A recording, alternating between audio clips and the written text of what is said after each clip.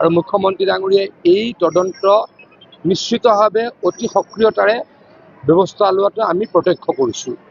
এই ক্ষেত্ৰত বোকাচতীয়াৰ ৰাজনীতি নকৰিবলৈ মই সকলোকে আহ্বান জনাইছোঁ।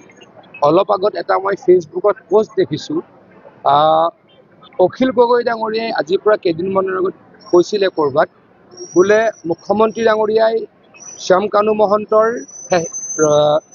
নৰ্থ ইষ্ট ফেষ্টিভেলত প্ৰত্যেকটো বিভাগক 30 লাখ টকালৈকে দিবলৈকে নিৰ্দেশ দিছিল। এই নিৰ্দেশটো ক'ত কেনেকৈ দিছিল মই অখিল গগৈ ডাঙৰীৰ পৰা উত্তৰ বিচাৰিছোঁ। এই নিৰ্দেশটো কোনে কেনেকৈ ক'ত দিছিলে, অখিল গগৈ ডাঙৰীয়াৰ হাতত কি প্ৰমাণ আছে, এই প্ৰমাণ তথ্য সহকাৰে দিবলৈকে মই অনুৰোধ কৰিছোঁ। আৰু তেখেতে কোৱাৰ দৰে মইতো মিছা কথা বুলি কওঁ, মই 100% মিছা বুলি জানো। তেখেতে কোৱাৰ দৰে যদি মুখ্যমন্ত্ৰী ডাঙৰীয়াই এনেকৈ মিছাকৈ কোৱা বুলি যিটো মিছাকৈ কৈছিলে কোনোবা ডিপাৰ্টমেণ্টৰ পৰা ক'ৰবাত টকা দিছে নেকি, তাৰো কথা অসম চৰকাৰৰ কোনোবা ডিপাৰ্টমেণ্টৰ পৰা ক'ৰবাত টকা দিছে নেকি, তাৰ তেখেতৰ হাতত কিবা নহয় কিবা যদি তথ্য আছে দিবলৈকে আহ্বান জনাইছোঁ।